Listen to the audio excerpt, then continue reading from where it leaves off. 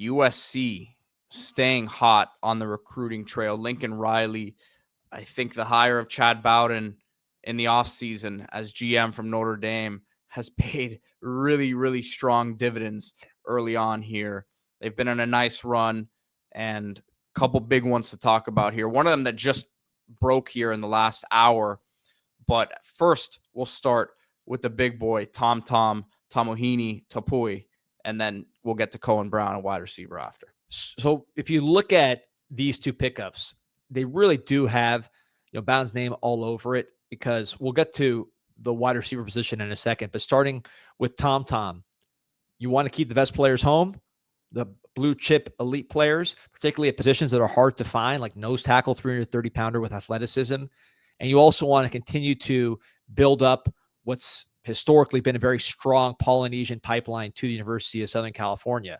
Now, Penei Sewell going to Oregon and becoming a top 10 pick, that's not a good look. All these offensive linemen that you've seen get drafted from the Polynesian community in the last few years, with Francis Mauanoa, a Southern California native when he moved from Samoa at the University of Miami, all the way across the country.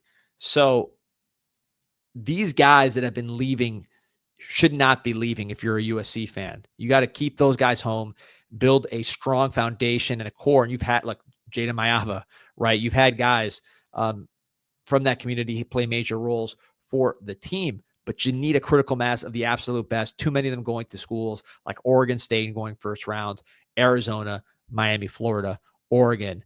So talk about Topui, who's a defensive tackle, nose guard, 6'3", 320, 4-star, 130 on the composite, 15th ranked defensive lineman, 15th ranked in count. To me, watching his film, I think those numbers are low.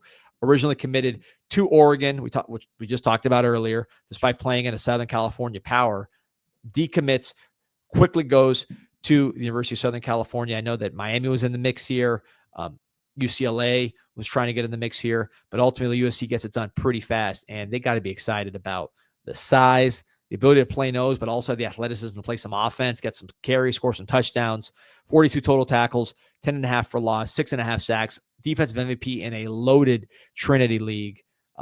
This is one of my favorite players in the Class B. Just, you look at him, it's very easy to see the vision.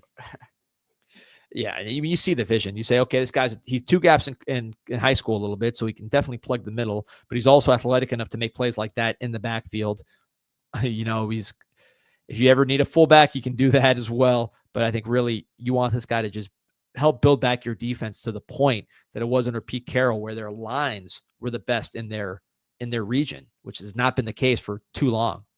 Yeah, guys were getting drafted left and right, highly, obviously, across the board at that time. But it seems like look at the interception. Yeah, look at the big man. This is.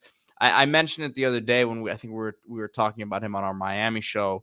You remember some of the Vita Vea stuff? Yeah. That, out of when he was coming out of high school, and Vita Vea wasn't as highly ranked as Tom. So I like the finish, right? It's not just the athlete here, but you see him finishing plays in the backfield.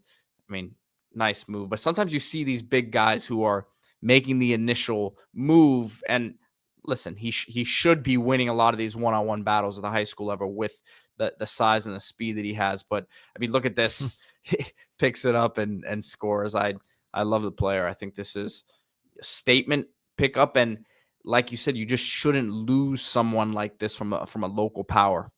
You see, and he's not just a one-trick pony. He's got moves. He can counter. He can redirect. He's got the athleticism. I don't think this is just your standard nose tackle who's going to go in there and brawl, although he has that ability. He can move laterally. You see him making play after play, sack in the backfield. Using his hands. And these are self-created plays. When you see sometimes, here you're going to play fullback here. Sometimes when you see a team like Mater Dei, these guys are kind of falling into sacks because everybody else is causing pressure. This guy's creating a lot of this havoc on his own, beating blocks, using his hands.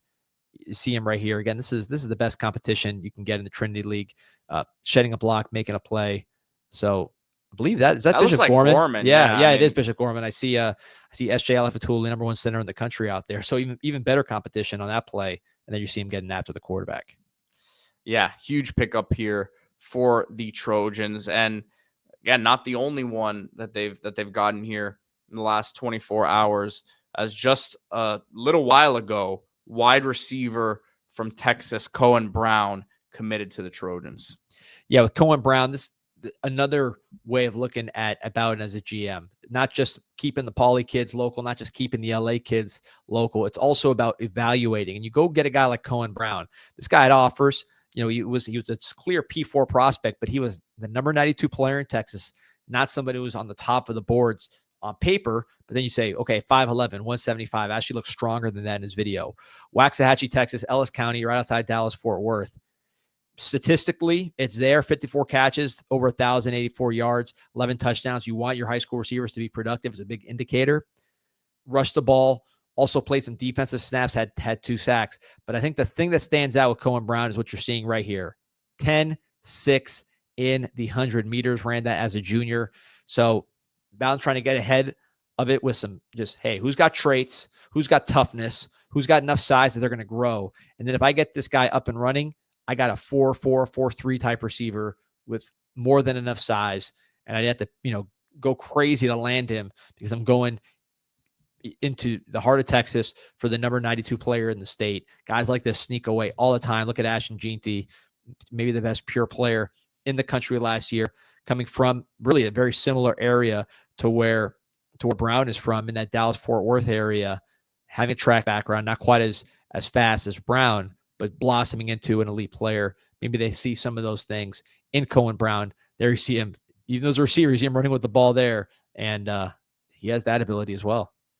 And taking a look at this USC class right now, number 1 in the country, 19 commits. So obviously that's going to help the ranking, but a lot of highly rated guys here in the class. Yeah, it's number 1 class in the country. There's a lot of time to go, but getting guys like Tom, I'm sure they would have loved to pair him with Chris Henry. Chris Henry reaffirms his commitment to Ohio State, originally from Ohio, even though he's in Southern California now. But there's plenty of options to add to this class. Think about Ryder Lyons, even though he's technically going to take a mission and be down the road. He's someone you'd like to add if you're USC. I mean, they already flipped, some tremendous talent at the quarterback position. So maybe, do they want Lyons to be like basically the guy that ultimately replaces Hussein Longstreet from last year, somebody that ultimately replaces, this year's quarterback? Who knows what they do at that position? But, at this year's quarterback, Jonas Williams from Chicago. We did a video on him when he committed. Very talented, high upside player that they had to fight for. They got him from Oregon. Oregon now focusing on Jared Curtis. So you got 2 quarterbacks back-to-back that can play. Ryder Lyons potentially in the pipeline. Just going through the class list here. Asun Tafa, just kind of, we were talking about Polynesian players. That is a very, very good one on the interior offensive line. Brandon Lockhart, a very, very gifted cornerback. Jamion Winfield going into Texas to grab Winfield. I believe he's originally from the deep South. So getting him all the way across the country to Southern California.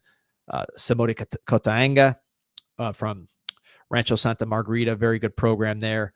Santa Margarita Catholic. So you got a lot of guys that you needed to keep here in Southern California, staying home.